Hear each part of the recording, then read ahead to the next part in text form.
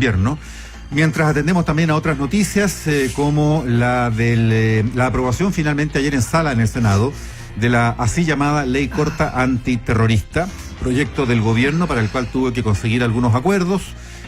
Los consiguió con parte ahí de los parlamentarios de la zona céntrica del espectro político, no así con todos, pero esto avanza. Gran controversia en todo caso por el contexto, por la legislación más amplia e integral de las normas que rigen el combate contra el terrorismo. Claro, porque fíjate que más allá de que en una mirada más de abuelo de pájaro, como se dice coloquialmente, parece necesaria, ¿no es cierto?, cualquier reforma que permita mejorar el combate contra precisamente las situaciones que hemos visto en los últimos días, sin ir más lejos, lo que pasó en Huechuraba, gravísimo, estas cartas bomba, en fin, de origen que hasta ahora no se conoce, pero lo que dicen los expertos es que acá lo que se requiere, más que una ley corta, dicen que la ley corta no resuelve el problema de fondo. ¿Y cuál es el problema de fondo? El problema de fondo es que la inteligencia policial en nuestro país es precaria. Falta una reforma a la ANI, por ejemplo, a la Agencia Nacional de Inteligencia, falta mayor robustez en materia de formación de agentes de inteligencia, formándose en buenas universidades del mundo, trayendo y generando además los mejores cuadros en materia de inteligencia.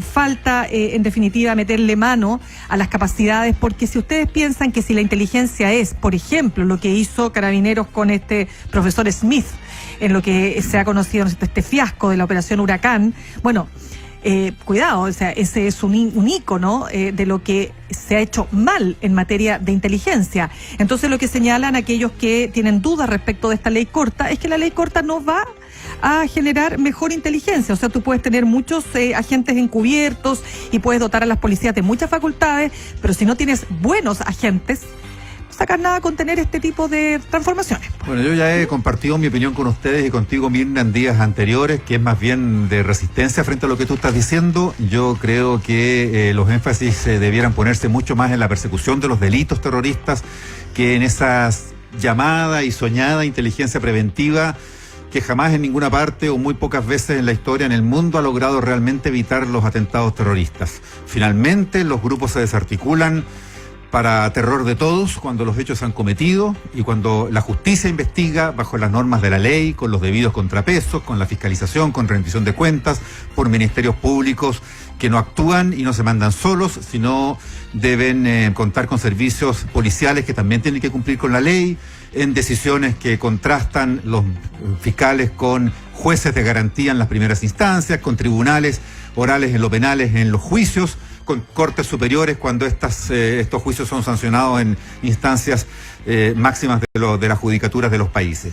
Por ahí me voy mucho más que con sistemas de inteligencia que lo único que hacen es construir organismos que a veces soñamos que se parezcan a la CIA en países como el nuestro, en zonas oscuras, con gastos reservados, financiamientos extraños, sin rendición de cuentas.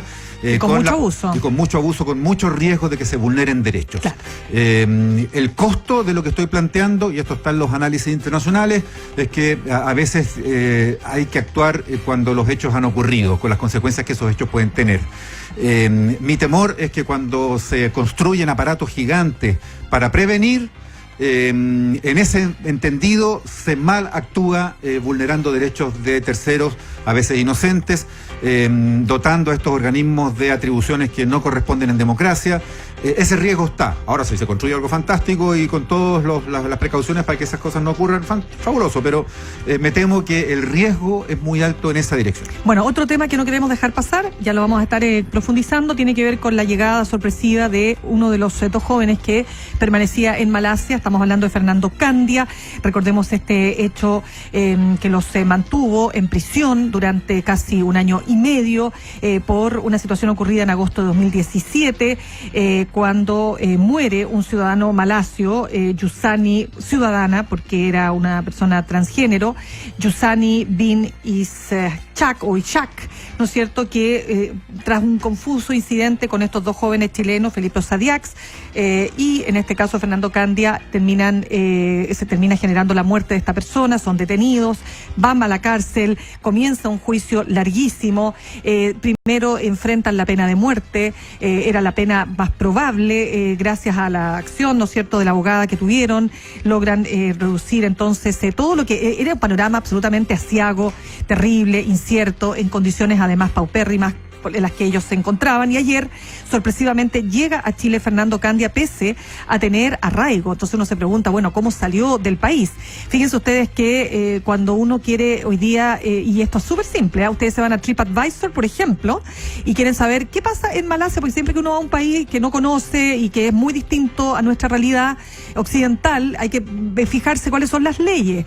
Y fíjense, por ejemplo, que en Malasia los delitos más graves, imagínense ustedes, tiene que ver, por ejemplo, con relaciones sexuales ilegales, es decir, fuera del matrimonio, y el adulterio, acusaciones falsas de relaciones sexuales ilícitas, consumir alcohol, robo a mano, es decir, que tienen unas penas horribles. O sea, de verdad estamos hablando de la actual legislación, no de lo que pudo haber sido hace 2 siglos. En los tiempos de Sinbad del Marino. Pero claro, y lo otro, por ejemplo, cuando se habla, por ejemplo, de un homicidio que puede tener la pena capital sin duda, porque en este caso lo que podríamos decir es que ellos fueron condenados por cuasi delito de homicidio culposo. Lo que nosotros entendemos, yo así lo entiendo, Mauricio, cuasi delito de homicidio. Es decir, tú no tenías la intención de matar a alguien, pero murió como consecuencia de la acción que tú generaste.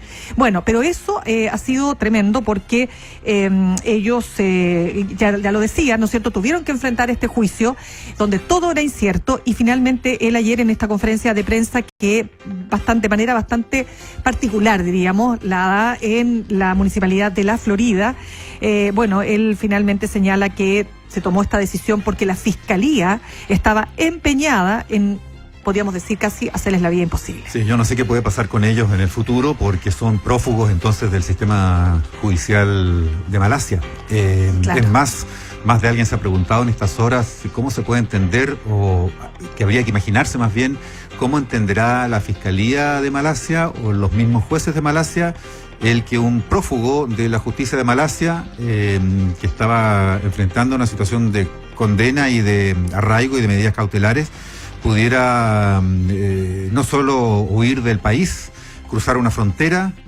quién sabe en qué condiciones, sino que además llegar a su país natal, Chile, sí, y ofrecer conferencias de prensa con la televisión. O sea, es bien particular. Puede leerse como una verdadera provocación. Bueno, lo último, solo para dejar claro de lo que tú puedes enfrentar en otro país. Ustedes saben que en Chile, si tú te escapas de la cárcel, eso no tienes ninguna, o sea, se entiende que todo preso, reo, rea, tiene derecho a escaparse de la cárcel. Por lo tanto, si ustedes si la persona escapada, ¿no es cierto?, la recapturan, eso no le significa mayor condena ni que se le sume. Perdóname, matizaría, y yo, ¿qué? Derecho a fugarse no lo conozco en ninguna parte, eso se ha discutido muchas veces. Está bien, pero lo que hay es que no hay un agravante de la pena, o sea, el prófugo que se escapa y después lo recapturan tiene que seguir cumpliendo su pena. Lo he leído pena. Como que se entiende que todo preso quisiera entonces recuperar su libertad. Claro. Pero deja contarte que en el caso de Malasia, si una persona se escapa de la cárcel, pena de muerte al tiro. ¿Te das cuenta? Esa es una de las causales que te puede generar, digamos, puede llevarte a la pena de muerte. Uno se puede preguntar si de por vida podrán circular cruzando fronteras estos dos jóvenes por el mundo. No sé, te lo digo porque para que tengamos en cuenta lo que significa el contexto.